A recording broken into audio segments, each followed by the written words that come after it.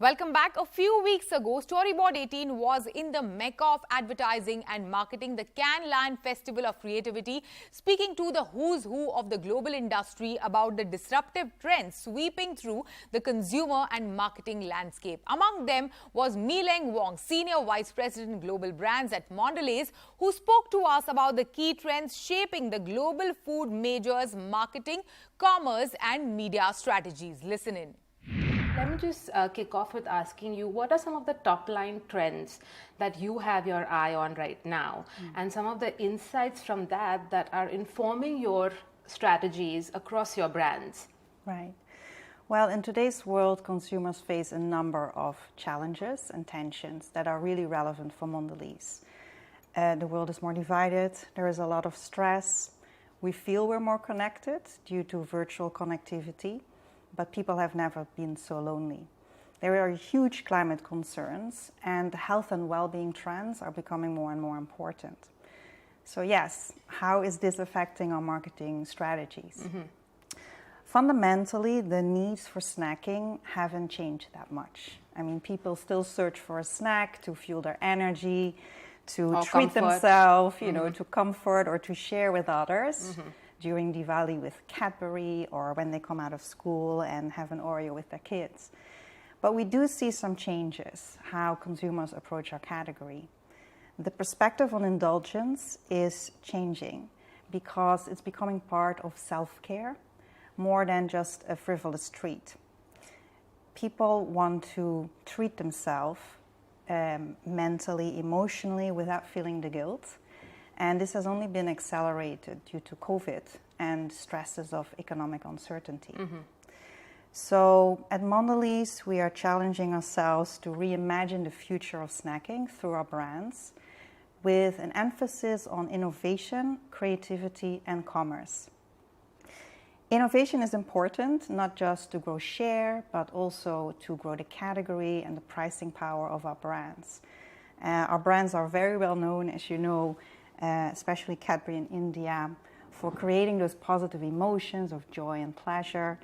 But at the same time, we see opportunities for innovation to bring new sensorial delight, more mindful indulgence with less guilt, addressing those holistic well-being needs. Creativity is key because 84% of advertising goes unnoticed or is not memorable. Yes, yes. I mean, you know this as well, brands compete with life. And sometimes the biggest threat is not another product or service, is, you know, us being invisible. So we encourage our marketeers to come with big ideas that cut through the clutter, that are relevant for consumers. Right. And last but not least, commerce, which is going through big change due to the revolution of mobile phones in our hands. Absolutely. Because of data and technology, a lot of the marketing experience can now be translated into commerce experiences, reducing the gap between brand building and driving sales.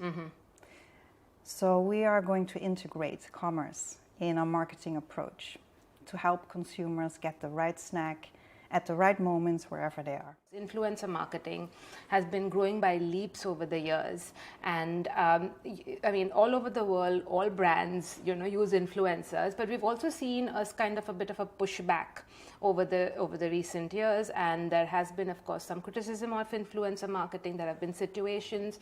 There's more scrutiny. And we're talking about regulations in a lot of markets. We've seen it in Europe, of course, and back in India as well. What is your sense of the influencer marketing ecosystem right now? And when you work with influencers, what are some of the things that you have to be mindful of, especially now? Has that changed over the past few years? Brands that are winning tap successfully into modern pop culture, and influencer marketing is definitely a key part of our brand building to keep our brands modern, topical, and also to surprise and excite our fan base. A great example is probably Oreo. Oreo's purpose is to connect the world through playfulness. And we've had very successful partnerships with Lady Gaga, where we had a pink Oreo. But also, I would say, IP influencers like Batman or Xbox. The latest one is Blackpink, a partnership with Blackpink in Southeast Asia, where this limited edition Oreo created unprecedented access to the artist. You know, they got, consumers got exclusive content, personalized messaging, and a chance to meet for a meet and greet. So finding the right influencer is a little bit like finding the right partner, I guess. You need to share similar interests, and most critically, you need to align on values. If you only select an influencer because that influencer is trendy, or if it serves a specific marketing task, it's risky because you can harm brand equity, ultimately your business. So aligning on values is critical. At Cannes, of course, artificial intelligence. Give me a sense of what you make of it in terms of deploying artificial intelligence in your marketing strategies, in building brands, which eventually sort of impact business as well. In fact, I think anyone who says that they know what the real impact of AI will be is lying. There are so many polarizing opinions right now in the industry, right? From it's going to destroy humanity to the saving humanity. Jobs as well, Definitely. We don't know yet what the real impact will be, but we can make some very informed guesses. The ad and tech industry is talking a lot about the efficiency opportunity. Media teams have been transformed with AI, optimizing their targeting. So data analysts are using it already for research. So it's been around for a while. But what's really new is generative AI. And despite the efficiency opportunity, I'm genuinely excited about the creative opportunity that Gen AI can bring us. Whether it is creating Nike stores in Mars, or how would a collaboration between Louis Vuitton and Toblerone look like? We might be going to concerts where songs are being born from prompts. So it's generative AI brings a new dimension of ideas, which I think is inspired by this remix of cultures. Thank you so much for your time, Mie-Leng. It was lovely chatting with you. Thank you so much. Thank you. You're welcome.